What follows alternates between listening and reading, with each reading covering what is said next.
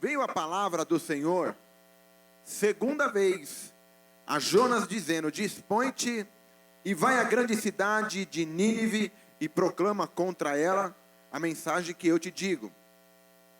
Levantou-se, pois, Jonas e foi a Nínive, segundo a palavra do Senhor. Ora, Nínive era cidade muito importante diante de Deus, e de 3 dias para percorrê-la.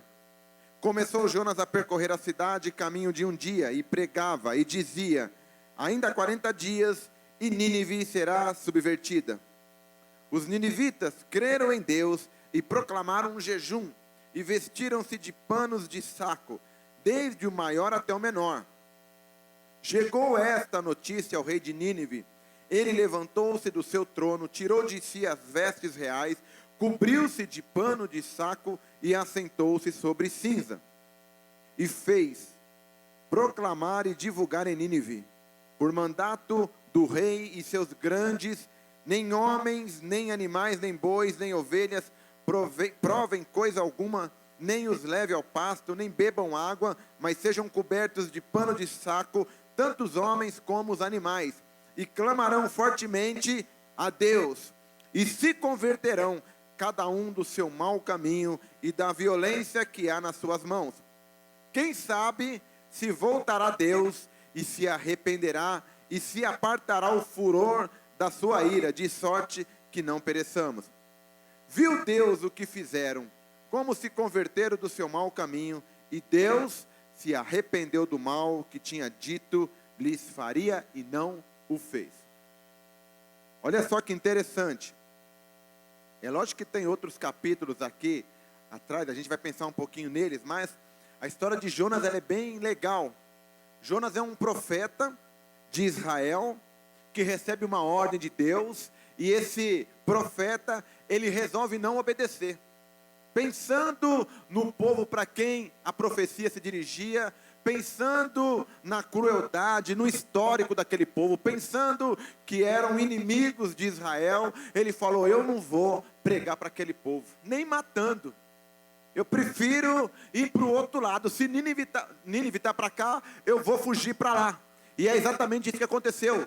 Tarsis era o oposto de Nínive. Ele então entra numa embarcação e ele vai em direção a Tarsis. E no meio do caminho, ali em alto mar, Deus manda uma tempestade terrível, a ponto de que os marinheiros achavam que o barco fosse virar. E eles lançam sorte para ver quem era o culpado por aquilo. E aí caiu em Jonas. Jonas, já sabendo, já entendendo o que estava acontecendo, ele falou: olha, o culpado sou eu mesmo. Faz o seguinte, me joga no mar, que com certeza a tempestade vai passar. Oh, glória, agora sim. Obrigado, hein? Não dá para pregar sem água, gente. Pensa que é fácil? Está pensando que é fácil, Rafael? E aí o jovem Jonas é jogado para fora do barco. Os caras ficaram meio temerosos, mas a verdade é que o culpado por toda aquela tempestade era o próprio Jonas, devido à sua desobediência. Você já desobedeceu a Deus assim? Deus mandou você fazer uma coisa e você não fez? E aí não tem jeito, né? Tem que ser jogado na água mesmo para poder acalmar ali a situação para todo mundo. Todo mundo podia perecer por causa do Jonas. Ainda bem que ele se arrependeu e entendeu que era coisa dele. Mas Deus é tão bom que manda um peixe. A Bíblia não descreve que peixe que é esse. Talvez uma grande baleia que engole o Jonas. E ele fica ali no ventre daquele peixe durante 3 dias, de onde ele faz uma oração. Deus ouve essa oração e faz com que o peixe vomite Jonas na praia. E aí, Deus de novo dá a mesma palavra para Jonas: vai até a cidade de Nínive e ali você prega para que eles se arrependam dos seus maus caminhos. Jonas vai, prega para aquela nação, prega com uma má disposição, prega de mau gosto, mas mesmo assim, porque Deus tinha um plano para aquela cidade, ele salva 120 mil pessoas. A população de Nínive era 120 mil pessoas, e eles se arrependeram dos seus pecados, né? O rei promoveu um jejum e houve então um conserto. Basicamente essa é a história de Jonas. Vamos pensar aqui em alguns detalhes, pensando que Jonas é um avivalista de extremos. A gente vai encontrar aqui 3 extremos para a gente poder refletir um pouquinho. Primeira coisa que a gente aprende, primeiro extremo que a gente enxerga, um avivamento através de um amor extremo. Vai lá para o capítulo 1.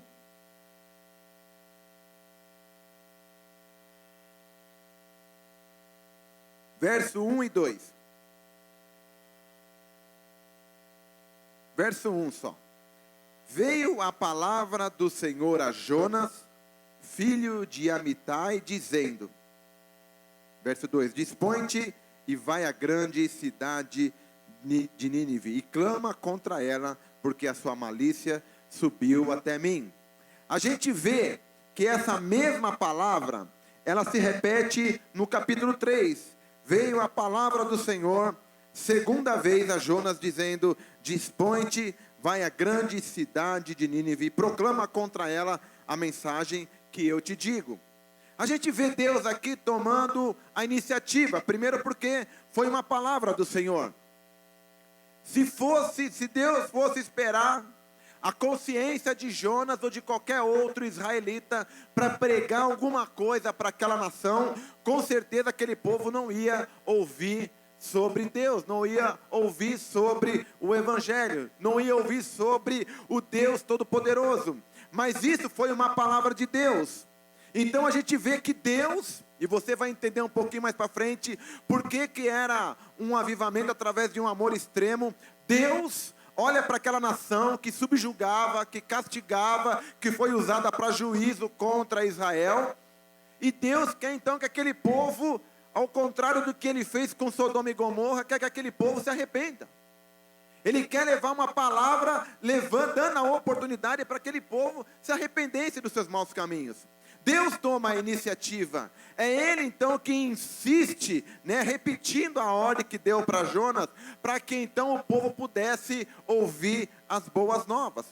E alguns teólogos dizem que o livro de Jonas ele é definido como o Evangelho do Antigo Testamento, comparado ali com a mensagem de João 3,16, porque Deus amou o mundo de tal maneira, porque Deus amou Nínive de tal maneira, que mandou um profeta dele ir lá falar que se o povo se arrependesse, ia ter perdão, ia ter conserto. Exatamente como Deus fez através de Jesus para nós nos dias de hoje, nos deu o seu Filho, para que todo aquele que nele crê não pereça, mas tenha a vida eterna. Por isso que alguns teólogos chamam o livro de Jonas de o Evangelho do Antigo Testamento. E a gente vê um negócio bem interessante aqui, pensando nesse amor extremo, o interesse de Deus pelas outras nações. Deus, Ele amava Israel. Israel era o povo escolhido, o povo que havia sido separado. Quando Deus, lá em Gênesis 12, separa Abraão e falou que de Abraão ele ia fazer uma grande nação, e essa grande nação então iria abençoar os outros povos, a gente vê aqui Deus cumprindo justamente aquilo que o povo de Israel não tinha cumprido. Como é que o povo de Israel iria abençoar as outras nações? Através da obediência, da bênção de cumprir a palavra de Deus. A palavra de Deus é muito clara. Se você obedecer os meus mandamentos, se você cumprir os meus estatutos, vai ter bem sobre a tua vida. A ideia era mostrar para o resto do mundo que o povo de Deus era um povo abençoado, porque servia ao único Deus vivo, todo-poderoso. A ideia era mostrar que o Deus de Israel era o único Deus vivo. Mas Israel falha nesse momento, porque Israel, ao invés de influenciar as nações, Israel era influenciado pelos deuses, né? Pelos ídolos. Israel, ela se corrompia de maneira fácil. Então Deus, interessado em outras nações, Ele vai ao extremo de pegar a pior nação da época e começar então a pregar o Evangelho para eles.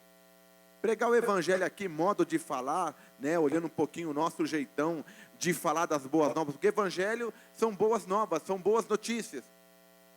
Então Deus levanta o profeta Jonas, né, numa atitude de extremo amor, para pregar, para falar para aquelas pessoas de que elas precisavam mudar de vida.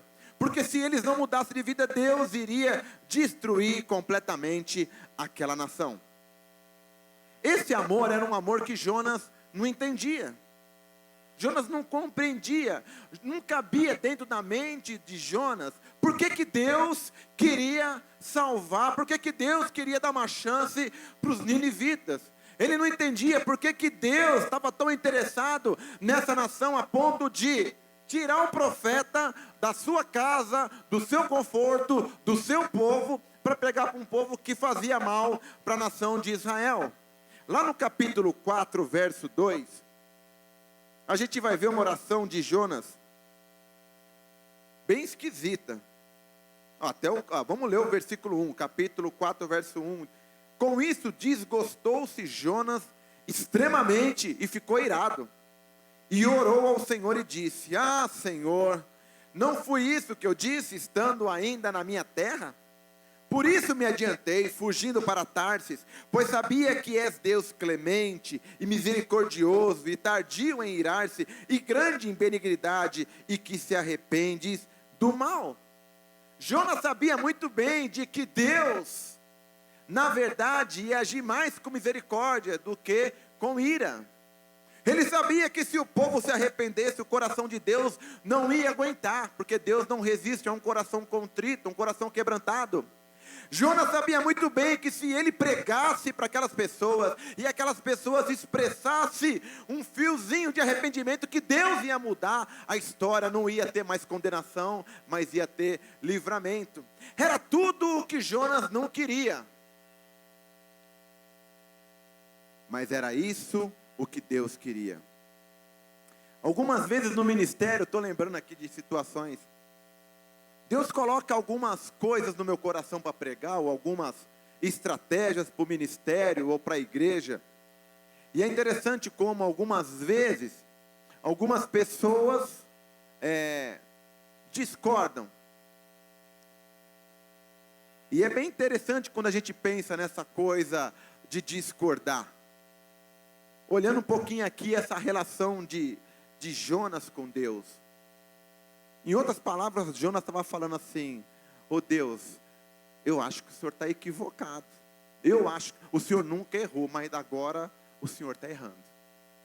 Com toda humildade, esse povo não merece o teu amor, esse povo não merece a tua graça, esse povo tem pisado na bola, e a gente vai ver o outro extremo, que era a crueldade desse povo. Então Deus, se tem um povo que não merece ouvir nada a respeito de vida, de paz, de harmonia e viver em paz, é esse povo ninivita. Jonas não compreendia isso.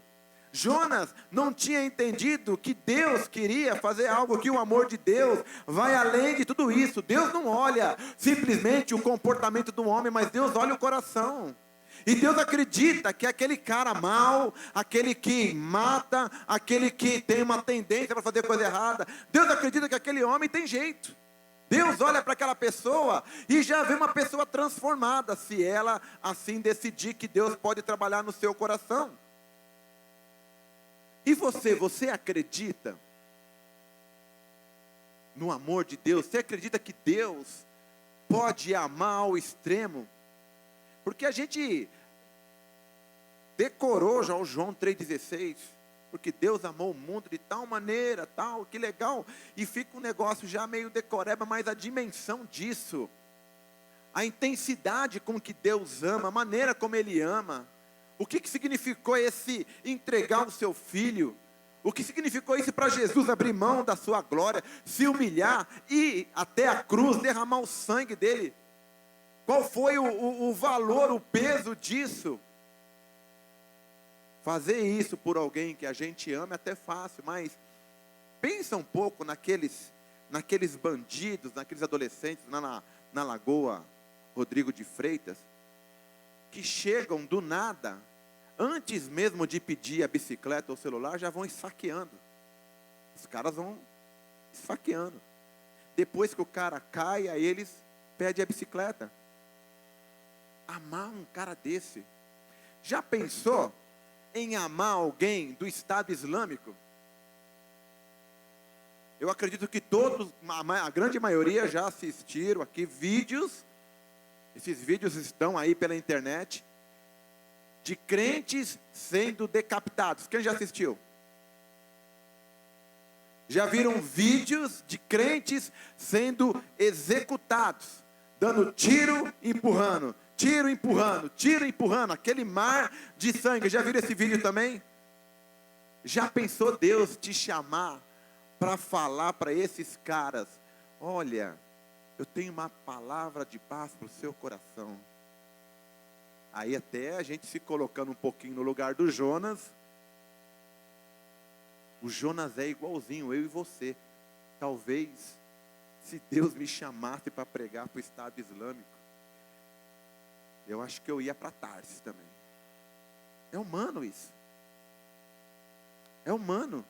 Como pregar para uns caras que fazem tanta maldade, tanta crueldade? Por isso que o amor de Deus aqui nesse caso foi um amor extremo. Foi um amor que foi além da eleição dele ali com o seu povo. Porque Israel era o povo escolhido. Foi a partir de Israel que Deus queria abençoar. Mas Deus então alcança esse povo de uma outra maneira, mandando o seu profeta. Deus deixa bem claro aqui que o amor vence o pecado, o amor vence a condenação, o amor vence o medo, o amor vence a tentação.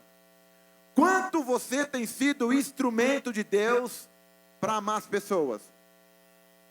Porque é aqui que está a chave da coisa. Se você acha, eu já cheguei a essa conclusão, mas se você acha que tem alguma coisa muito boazinha dentro de você, que vai te levar a amar um travesti, a amar um traficante, a amar alguém que está fazendo mal, a amar o teu chefe. Às vezes o chefe já é difícil de amar, né? Aquele chefe que todo dia, aquele abençoado, fica pegando no teu pé. Você fez um negócio bonitinho, ele falou: meu, tá errado de novo. Aí você fala: meu, não estou acreditando que esse maluco está falando isso para mim. Amar aquele cara já é difícil. Eu tive um problema com o chefe meu, eu tive que pedir perdão para ele, porque eu estava já com ódio do cara. Na intercessão eu pedia já oração pelo cara aqui. Até que eu tive que pedir perdão para ele. Mas o amor, ele supera tudo isso. E não tem nada de bonzinho dentro de você, não sei se você sabia disso. Está achando que é bonzinho? Eu não bebo, não fumo, não mato. Tem nada de bonzinho. Sabe qual é o teu DNA? É o do Adão. Né? Você recebeu a herança genética do Adão, então você tem essa tendência para o pecado. E somente o amor de Deus. Deus pode amar as pessoas, pode amar o Estado Islâmico, pode amar o travesti, pode amar aqueles adolescentes lá na Lagoa Rodrigo de Freitas que estão assassinando as pessoas. Deus pode amar essas pessoas através da minha vida e da sua vida. Deus deixa isso bem claro. Vai lá para 1 Coríntios capítulo 13, verso 13, para a gente pensar um pouquinho sobre esse amor de Deus, porque é um amor extremo. E quando a gente pensa num amor extremo, nada expressa melhor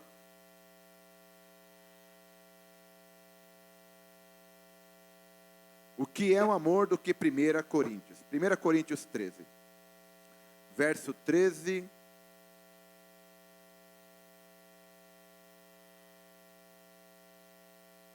versículo 13. Olha só o que diz a palavra aqui. Agora, pois, permanece a fé, a esperança e o amor. Estes três, porém o maior desses é o amor. O maior deles é o amor. O amor dura para sempre. Olha só, volta um pouquinho aqui a página, capítulo 13 ainda, verso 4. Olha a descrição de amor do ponto de vista de Deus.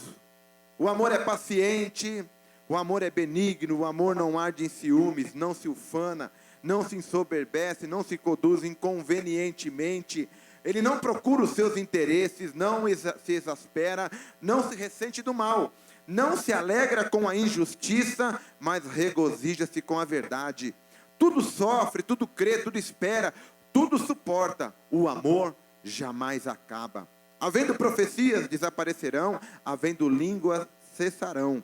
Havendo ciência, passará. Mas o amor dura para sempre. E quer saber mais uma coisinha sobre o amor? Vai lá para 1 João.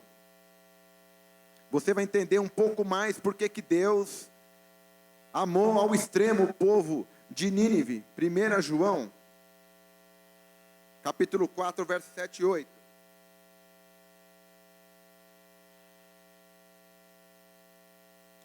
Amados, amemo-nos uns aos outros, porque o amor procede de Deus. O amor procede de Deus. Você não vai conseguir amar ninguém, porque o amor procede de Deus. E todo aquele que ama é nascido de Deus. Então, se você não está amando as pessoas, tem algum problema com você. Porque a Bíblia fala que quem ama é nascido de Deus. Porque esse amor, ele vem direto do próprio Deus. A Bíblia fala que quem ama é nascido de Deus e conhece a Deus. Verso 8. Aquele que não ama, não conhece a Deus, pois Deus é amor. Não é que Deus, ele ama, é uma atitude, Deus é o próprio amor, Deus é um amor.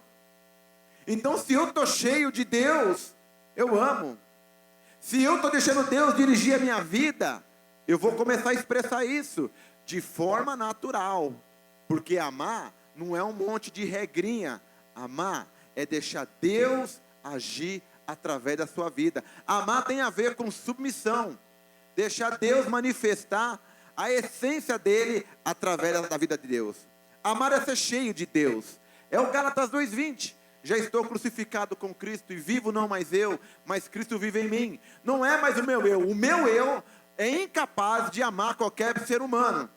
Mas quando o meu eu está morto na cruz, e quem está dirigindo a minha vida é o Espírito Santo de Deus, o fruto do Espírito é o amor. E aí sim, eu vou passar por cima dos achismos, vou perdoar, eu vou atrás, eu vou correr atrás do prejuízo. Por isso que aqui a gente vê um avivamento através de um amor extremo, porque Deus levou um israelita para pregar uma mensagem de amor para um povo que não era de Israel. Até então todos os profetas pregavam para o povo de Israel, mas esse profeta aqui em especial, ele prega para o povo que oprimia Israel, para o povo que subjugou Israel, um povo conhecido pela sua maldade. Aliás, esse é o segundo extremo, avivamento no meio de uma crueldade extrema. Versículo 2 do capítulo 1 fala assim, de Jonas, desculpa, ele estava lá em Tiago, né? Agora é Jonas. Jonas capítulo 1, verso 2. Olha o que Deus fala para Jonas. Qual é a direção? Qual é o motivo? Dispõe-te, vai à grande cidade de Nínive e clama contra ela, porque a sua malícia subiu até mim. A sua maldade, em outra tradução, subiu até mim. E aqui, quando Deus dá essa palavra, pesquisando, lendo um pouquinho, alguns comentários, a ideia aqui é que Deus está comparando a cidade de Nínive com Sodoma e Gomorra. Estamos falando aqui de um extremo. Estamos falando de passou do limite faz tempo. Já não era algo normal, simplesmente o DNA do Adão, mas já era uma supervalorização da maldade, da crueldade, da perversidade. Era algo exagerado, fora dos limites. Não tinha como admitir mais aquela situação. O negócio ali em Nínive estava feio.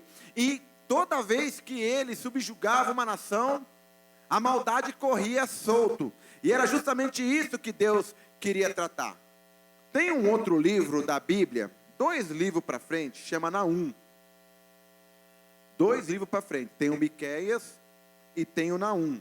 Naum é uma profecia, outro profeta aqui, que Deus usa para falar com a nação de Nínive. Só que nessa profecia aqui é uma palavra de juízo. E Deus, de fato, está destruindo, está avisando que ia destruir Nínive. Mas só para você ter uma ideia da maldade do povo ninivita, eu quero que você leia alguns textos comigo aqui para você entender de fato que esse povo, como esse povo era mau. Olha, Naum capítulo 1, verso 11, fala assim, ó: de ti, Nínive, saiu um que maquina o mal contra um senhor, um conselheiro vil. Os ninivitas estavam tão orgulhosos, tão cheios de si, que eles já estavam planejando um ataque contra Deus. Eles já estavam planejando tirar Deus do trono, já estavam tramando contra Deus. A soberba dos caras era tão grande que eles já estavam cogitando a ideia de ter um lero com Deus e tirar Deus do trono. A gente sabe que o último que tentou fazer isso foi condenado e foi expulso do céu, o Lúcifer. Mas essa nação era tão poderosa, era tão má, que eles chegaram a tramar contra Deus. A crueldade deles era sem tamanho, com tortura e mutilação antes de matar o inimigo. Então não era simplesmente o prazer de matar, mas vamos arrancar o dedo primeiro, vamos ouvir o grito de dor, antes depois que tirar o dedo, né? Depois vamos cortar os braços, vamos furar a perna, vamos judiar bastante. Eu lembro de 2 amigos meus que moravam lá no Ana Maria, onde eu morava, e esses caras se envolveram com o crack. Assim que o crack começou a circular no bairro, e eles ficaram devendo para os traficantes. E é interessante, estavam os 2 deitadinhos na cama deles uma certa noite, e os traficantes entraram dentro da casa dos caras, pegaram eles, levaram para um terreno baldio, e antes de matar, eles deram um tiro no braço, tiro na perna, queimaram os caras inteiros com cigarro, quebraram os dedos, quebraram pernas, para depois de tudo, eles matarem os caras. Estava lá no caixão, todas as marcas, negócio terrível, crueldade extrema. Então, era dessa forma que a cidade de Nínive agia. De uma maneira cruel, eles saqueavam o povo conquistado, deixando o povo completamente na miséria. Eles não deixavam nada para aquelas pessoas. Era um povo onde era um centro de prostituição e bruxaria.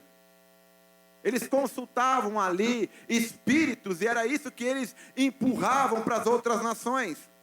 Eram gente que tinha pacto com o diabo, era gente que vivia dirigido por espíritos que não era Deus. Por isso que para Deus, a desobediência é como o pecado da bruxaria, da feitiçaria. É você buscar poder em outra fonte que não seja Deus. Era exatamente isso que a nação de Nínive fazia. Além da exploração comercial, tinha tantos vendedores de Nínive pelo mundo inteiro, e eles saíam comprando tudo porque eles eram poderosos e deixavam as pessoas na miséria. Tudo tinha que ser comprado com eles. Eles tinham tudo nas suas mãos. Então a gente vê, pensando um pouco na crueldade do povo e pensando na nossa realidade. Será que está muito diferente a nossa realidade daquilo que os ninivitas faziam, viviam? Quando eu olho para algumas situações e as informações correm pela internet, a gente vê tanta coisa, tanta barbaridade. No domingo passado, eu assistindo o Fantástico, eu vi aquela reportagem justamente sobre aquele roubo de bicicletas ali na Lagoa Rodrigo de Freitas. Aquilo me deixou bem impressionado. Primeiro porque a vida fica tão banalizada, e por causa de uma bicicleta, a pessoa perde a vida. E isso vem acontecendo, segundo os depoimentos, há 20 anos. Porque morreu alguém agora, então a mídia foi para cima para poder projetar a informação, mas é um problema antigo, até mesmo pensando na realidade do Rio de Janeiro. Mas eu lembro de um depoimento, o mecânico que regulava a bicicleta daquele médico que morreu, ele também tinha passado pela mesma situação. E ele fala que um dia ele estava andando de bicicleta no mesmo local, e ele foi abordado por 5 adolescentes. E os adolescentes nem pediram a bicicleta, simplesmente foram enfiando a faca nele, Até que ele caiu e ele falou: meu, eu não estou me opondo, pode levar tudo, pode levar a bicicleta, pode levar o celular, pode levar a carteira. Mas aí ele já estava caído no chão, tinha levado 3 facadas.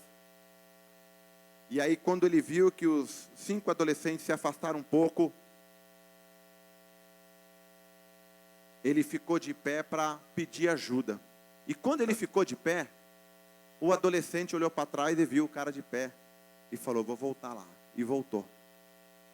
E quando ele voltou, eu vi a expressão do rosto do jovem, aquilo me tocou muito. O adolescente, o assaltante, pegou o rapaz por trás e enfiou uma faca aqui. E falou assim para ele enquanto virava a faca: eu não falei para você que você vai morrer?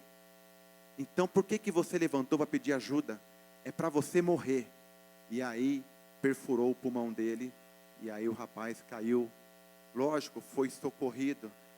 Mas você via aquele jovem expressando o ódio daquele adolescente, daquele bandido, quando perfurava. E ao mesmo tempo que ele expressava o ódio, ele começou a chorar, lembrando daquela cena, porque foi algo terrível. E a vida dele, por causa de uma bicicleta, quase foi embora. Crueldade de simplesmente matar por matar. E quando a gente olha para a nossa política, quando a gente olha para a realidade do nosso país, quando a gente olha o roubo de carro aumentando, quando a gente olha o que está acontecendo, gente, nós estamos vivendo um tempo de crueldade extrema. Eu não confio, eu não tenho coragem de deixar minha filha ir até a farmácia na esquina e voltar. Eu não tenho coragem, eu não consigo confiar. Não porque eu não confio nela, mas porque não dá para confiar no mundo. A situação está terrível. E era exatamente esse o contexto. Por isso que Jonas não queria falar de Jesus para aquelas pessoas. Por isso que Jonas se recusou tanto. Por isso que Jonas foi o grande dificultador. Porque falar de Jesus para aqueles caras, falar de Deus para aquela nação, era pedir demais para ele. Ia muito contra a sua natureza. Como que eu ia ser instrumento de Deus para um povo que tem prazer da maldade? Mas Deus falou para Jonas: a maldade dele subiu. Eu não aguento mais, eu não posso mais tolerar. Eu vou mostrar para eles que eu sou Deus, mas sou um Deus de um amor extremo.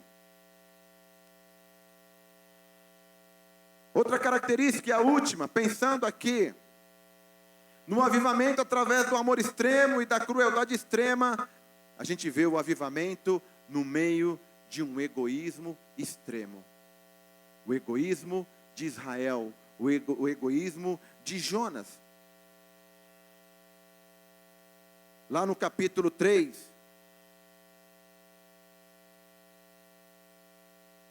de Jonas, verso 3 e 4, fala o seguinte: levantou-se, pois, Jonas e foi a Nínive, segundo a palavra do Senhor. Ora, Nínive era cidade muito importante diante de Deus, e de 3 dias para percorrê-la. E aqui está o detalhe: para você rodear e andar em Nínive, você tinha que andar durante 3 dias. Olha só como que Jonas fez. Começou Jonas a percorrer a cidade caminho de 1 dia, e pregava e dizia: ainda 40 dias e Nínive será subvertida. Sabe qual é a ideia aqui? Quando a gente olha para esse egoísmo extremo, Jonas estava fazendo com tanta má vontade, Jonas estava tão sem amor na sua vida, que aquilo que era para ele falar em 3 dias, com qualidade, dando atenção para as pessoas, ele simplesmente foi gritando no meio da rua: é o seguinte, se não se arrepender vai morrer, se não se arrepender Deus vai descer o braço sobre você, se você não mudar de vida. E ele foi falando, e aquilo que era para fazer em 3 dias, ele fez em 1 dia só. Tamanho egoísmo, até mesmo realizando a tarefa, ele quis fazer do seu jeito. Fez em 1 dia aquilo que era para fazer em 3. Capítulo 4, verso 3 ainda de Jonas, olha só. Peço-te, pois, ó Senhor, tira a minha vida, porque melhor me é morrer do que viver. Sabe por que Jonas falou isso? Porque o povo de Nínive se arrependeu. Ele estava falando para Deus: você quer saber de uma coisa? Eu prefiro morrer do que ver esse povo arrependido. Eu prefiro morrer do que ver esse povo sendo poupado. Eu prefiro morrer, Deus, do que ver o Senhor acariciando e amando essa gente que fez tanta maldade, essa gente que tem oprimido tantos povos, inclusive o povo de Israel. Eu não quero ver isso. Olha o tamanho, olha a dimensão do egoísmo de Jonas. E aqui a gente vê o Jonas indo para um extremo. Melhor morrer do que ver o Senhor salvar o perdido. E é interessante como a gente é parecido com Jonas aqui, olhando um pouco a história dele, pensando no contexto. E como Deus precisa mudar a nossa vida. A gente vive hoje a geração da independência, né? Você não precisa depender de ninguém. Faça o seu, seja o melhor profissional, ganhe dinheiro. Você não precisa disso, não dependa do médico, não dependa de ninguém. Compre a sua casa, compre o seu carro, viva a sua vida, sem precisar dos outros. Isole-se. É exatamente essa a proposta de hoje em dia. Era exatamente isso que o Jonas queria. Olha, eu sou o povo de Deus e Nínive que se cuide. Nínive e qualquer outra nação, eu não estou nem aí, porque eu sou o povo de Deus. É uma promessa para a minha vida. Se o Senhor não prometeu nada para eles, eu não estou nem aí. Egoísmo extremo. Muitas vezes a igreja tem agido exatamente dessa maneira. A igreja, ela se isola, ela se separa do resto do mundo. E eu não estou dizendo para você se conformar com o mundo ou tomar a forma do mundo, mas eu estou dizendo para você ser luz no mundo. Porque aqui dentro está cheio de luz, mas lá fora, quando a gente entra no campo missionário, aí sim, a gente precisa deixar o exclusivismo e começar a incluir as pessoas. As pessoas precisam ouvir falar de Jesus. As pessoas precisam ouvir falar de que há uma palavra de vida eterna para a vida delas. De que se elas se arrependerem dos seus pecados, da sua maldade, tem solução para a vida delas. Nós somos prova viva disso. Mas a igreja, ela tem promovido eventos, ela tem pensado naquilo que a gente tem que fazer junto, e não está errado a gente ter momentos junto, como esse, todos sabem que nós estamos aqui, mas nós precisamos incluir as pessoas no GI, incluir as pessoas, fazer questão que elas estejam com a gente. Deixa eu dar uma palavra aqui para alguns, para aqueles que estão no GI hoje. E você vai estar num GI logo, logo, fica tranquilo, porque o GI é um projeto da igreja, ou nós chamamos aqui de GI, Grupo de Interação, mas é o que outras igrejas chamam de célula. É um projeto da igreja para todos vocês. Então, a gente não pode atropelar o processo, mas todo mundo vai estar envolvido num grupo, sim, ali você vai ter oportunidade, juntamente com outras pessoas, de evangelizar. Mas algumas pessoas têm vindo para os nossos grupos. Algumas delas estão aqui hoje. Algumas delas querem se batizar, aceitar a Jesus aqui, foram inseridas num grupo, precisam de cuidado. E na verdade a gente precisa fazer questão que essas pessoas estejam com a gente. Algumas delas vão só para o GI, mas ainda não estão na igreja. Essas pessoas precisam estar aqui. Algumas vezes nós ficamos pensando, porque algumas delas moram perto de vocês. Não vou levar o fulano hoje não, porque pode ser que a galera vá para alguma atividade depois do culto, e como é que eu vou fazer com o cara, né? É melhor eu ter um social do que eu abrir mão do meu social e ter que levar a mala do visitante. Porque às vezes, né, nessa situação, o visitante vai ser mala para você. Mas se você tem um coração que abençoa, a coisa mais importante é incluir essa pessoa dentro desse contexto. É você chamar, é você deixar de lado o egoísmo. Gente, se você deixar o egoísmo falar mais alto, você vai viver uma vida completamente longe das pessoas. Não é isso que Deus quer.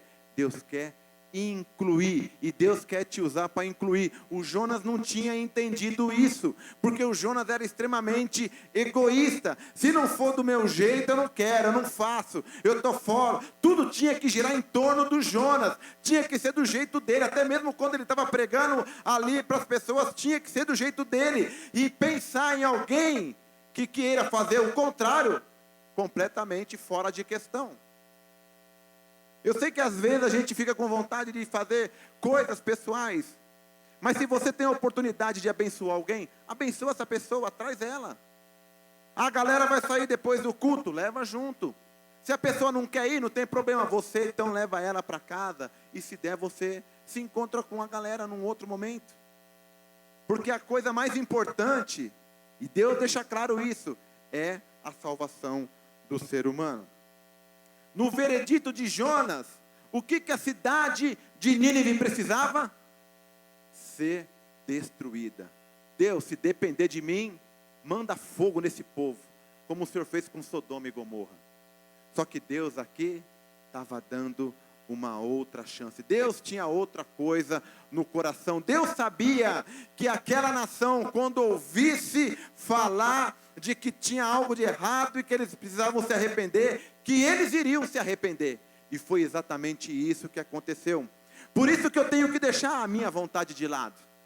A vontade de Deus é soberana e ela é muito melhor do que a minha. Você pode estar achando que aquela pessoa não vai dar em nada. Você pode estar achando que aquele cara é um improvável. Você pode estar achando que aquilo lá é lixo. Mas Deus está vendo já a pessoa transformada. Basta você alinhar a tua vontade com a vontade de Deus e deixar Deus usar a tua vida. E aquilo que parece improvável aos teus olhos, no teu achismo, para Deus tem solução. Outra coisa aqui que a gente vê como resultado de uma pessoa egoísta, o Jonas era murmurador, o Jonas ficava reclamando, o Jonas ficava conversando e ficava brigando com Deus, era tão audacioso. Desculpa Deus, mas eu não estou entendendo. Por que o Senhor está investindo tanto nesse povo? Qual é dessa gente? Por que o Senhor está fazendo isso? Ele não entendia, e às vezes a gente fica também não entendendo muitas coisas que acontecem dentro da igreja. Por que o líder tomou essa decisão? Por que quer ir nessa direção? Por que deixou de ser os cultos e agora estamos falando só de célula, de GI? Eu não concordo muito com isso. Já cola lá no outro, eu discordo. Pastor agora quer virar G12, quer transformar a igreja em G12 e começa a falar mal, começa a fermentar. Já vi muita gente sair da igreja. Já vi muita gente deixar o ministério de jovens porque discordava. Está aí em outras igrejas ou não está em igreja nenhuma. Começa a murmurar, começa a discordar, achando que é o dono da razão. Jonas achava que era o dono da razão. Não tinha temor. Ele chegou a enfrentar Deus. Versículo 9 do capítulo 4. Então perguntou Deus a Jonas: é razoável essa tua ira por causa da planta? Ele fala a mesma coisa no versículo, deixa eu ver onde que é. Versículo 4 do capítulo 4. Deus, a primeira vez, pergunta para ele: é razoável essa tua ira? Porque as pessoas se converteram, porque se arrependeram? Você tem motivo para isso? E olha só o que Jonas responde aqui no finalzinho do versículo 9 do capítulo 4. É razoável a minha ira até a morte. Que coisa, né? Prefiro morrer do que ver esse povo sendo salvo. Em outras palavras, gente, pensando um pouquinho no nosso contexto, porque esse avivamento foi diferente. É lógico que eu estou focando muito no veículo da palavra, da mensagem. Deus fez um grande avivamento em Nínive, está aqui, está claro. Fica claro isso aqui no versículo 11. Não é eu de ter compaixão da grande cidade de Nínive, em que há mais de 120 mil pessoas que não sabem discernir entre a mão direita e a mão esquerda, e também muitos animais? E no capítulo 3, finalzinho, a gente vê que o rei, ele promoveu um grande jejum, e até os animais participaram do jejum, e houve arrependimento em toda a cidade, porque a palavra foi pregada. Mas a questão toda aqui é como a gente às vezes tem ficado parecido com Jonas. E quando nós recebemos ordens de Deus, nós simplesmente damos uma de louco, viramos as costas e ignoramos o que Deus falou. Quantas vezes Deus chegou para você, lá no teu trabalho, e você viu a pessoa chorando, e Deus falou, vai lá e pergunta o que ela tem. E você ficou com o coração duro e deixou passar a oportunidade. Quantas vezes dentro do ônibus, ou em outra situação, talvez dentro da tua casa, aconteceu ali um grande rebu, você tinha a oportunidade de ministrar uma palavra de paz, e você deu uma de egoísta, deu uma de Jonas, e falou, não. Quantas vezes Deus mandou você amar o teu chefe? Meu chefe, jamais. O senhor não conhece meu chefe. O que depender de mim, esse meu chefe vai para o inferno. Eu prefiro morrer do que ver esse cara indo para a igreja. E que dirá, se Deus te chama hoje para você pregar para o Estado Islâmico? Ou Deus te dá uma oportunidade de encontrar um daqueles meninos que matou aquele médico a facadas, para você falar para ele assim, Jesus manda te dizer que te ama muito. É aí que a gente precisa viver o Gálatas 2:20 e deixar a nossa vontade de lado e deixar o amor de Deus fluir de maneira plena na nossa vida. Esse avivamento foi diferente, porque Deus amou com amor extremo uma nação extremamente curiosa, usando um cara extremamente egoísta. Mas nós podemos fazer diferente nos dias de hoje.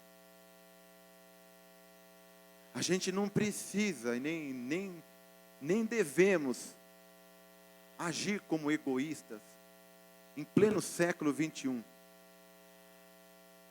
Pouco se lixando com o que está acontecendo no mundo ou até mesmo aqui em Jerusalém, perto da sua casa. Porque é uma grande necessidade.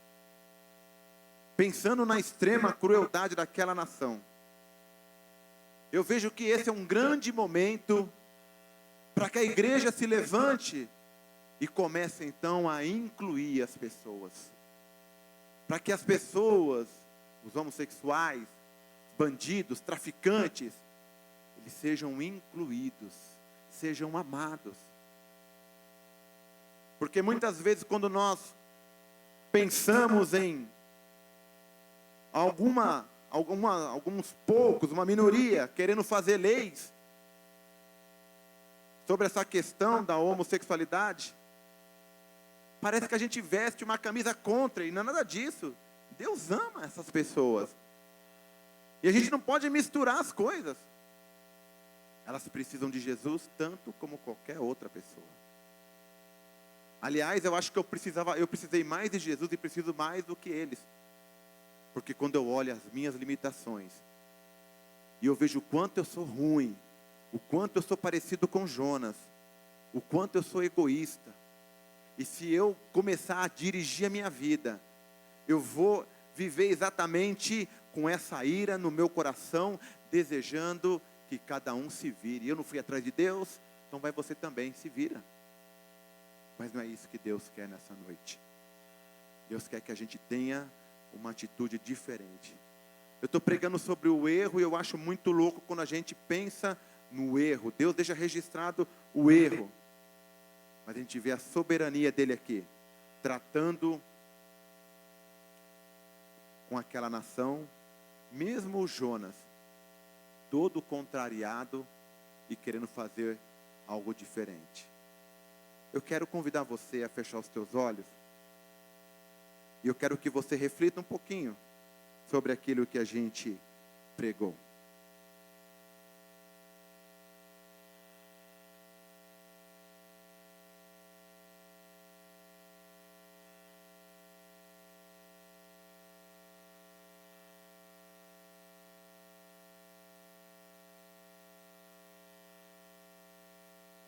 refletir um pouquinho. Eu queria que você orasse ao Senhor. Eu não vou fazer um apelo, não vou pedir para você vir aqui na frente, mas eu quero que você tome uma decisão pessoal com Deus. E eu vou orar por você, e aí a banda vai cantar uma canção e a gente vai encerrar.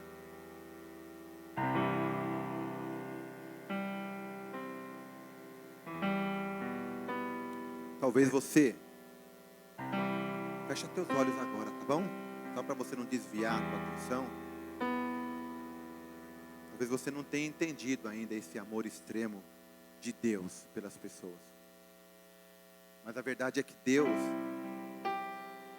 está querendo demais salvar um monte de gente. E Ele conta com a nossa vida. Conta com a tua vida, conta com a minha vida. É um amor extremo. E que privilégio a gente poder ver esse amor extremo passando pela nossa vida para alcançar alguém que está vivendo uma miséria extrema. Está no fundo do poço, está no lixo. Está há muito tempo se prostituindo. Está há muito tempo envolvido com homossexualismo. Talvez um travesti. Talvez alguém que não consegue se perdoar, não consegue perdoar alguém que foi abusado sexualmente, precisa de perdão. Você pode ser a manifestação do amor extremo de Deus, se você deixar de ser um egoísta extremo, como Jonas.